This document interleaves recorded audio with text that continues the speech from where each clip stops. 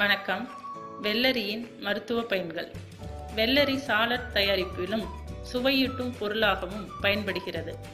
ஊறுகாய் தயாரிக்கலாம், சமைத்தும் உண்ணலாம், பச்சையாகவும் உண்ணலாம். கோடையில் உண்ண குளுமை அடையும், பித்தத்தை குறைக்கும், சீரணத்துக்கு உதவும், தாகத்தை தணிவிக்கும், ஒவ்வாமையை தடுக்கும். மற்ற காய்கறி, தானியங்கள், கொட்டைகளுடன் வெள்ளரியை சேர்த்து உண்ண அவற்றின் சத்துக்கள் மேம்படும்.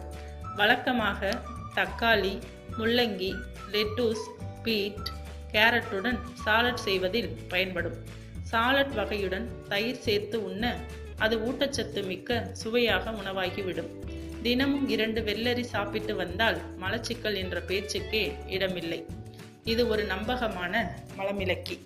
கீழ்வாதத்தில் அவதிப்படும் நோயாளிகளுக்கு வெள்ளரி சாற்றுடன் கேரட், பீட்ரூட் சாறும் கலந்து கொடுக்க நல்ல பலன் கிடைக்கும். வெள்ளரி பழ சாற்றுடன் உப்பு அல்லது சர்க்கரையை கலந்து பருகிட தாகம் தணித்து புத்துணர்ச்சி உண்டாகும். வெள்ளரி விதைகளை வெயிலில் உலர்த்தி தோலை பிரித்தெடுத்தால் உள்ளிருக்கும் பருப்பை மருந்தாக பயன்படுத்த முடியும். காய்ச்சிய பாலில் வாதுமை பருப்பையும் வெள்ளரி விதைகளையும் ஊற வைத்து தேன் கலந்து பருக உடம்புக்கு வலிமை கிடைக்கும்.